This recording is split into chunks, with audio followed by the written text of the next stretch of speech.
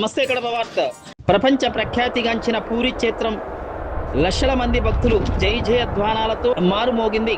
సోమవారం జ్యేష్ఠ పౌర్ణమి పర్వదినం పురస్కరించుకొని జగన్నాథ, బలభద్ర, సుభద్ర, సుదర్శనల చతుర్మూర్తుల స్నానయాత్ర వైభవంగా నిర్వహించారు.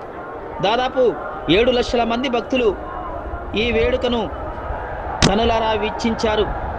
ఒరిస్సా సీఎం మోహన్ చరణ్, కేంద్ర విద్యాశాఖ మంత్రి ధర్మేంద్ర ప్రధాన్, ఇతర మంత్రులు ఈ ఉత్సవంలో పాల్గొన్నారు.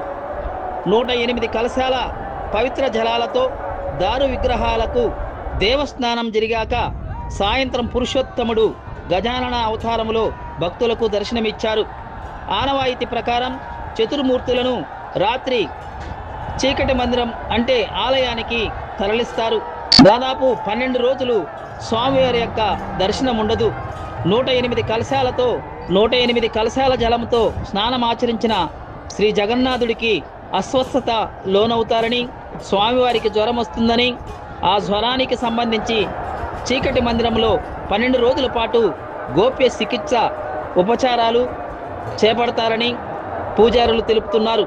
జూలై 16న జగన్నాథుని రథయాత్ర నిర్వహించడం జరుగుతుంది.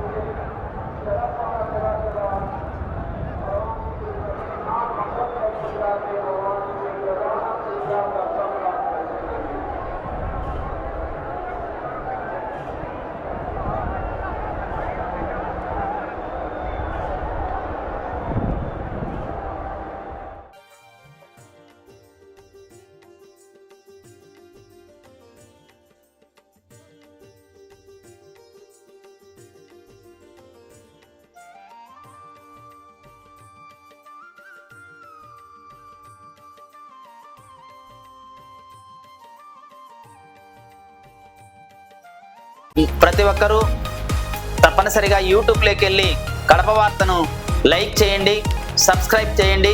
ఇట్లు మీ జి రమణయ్య, ఎడిటర్, కడప వార్త.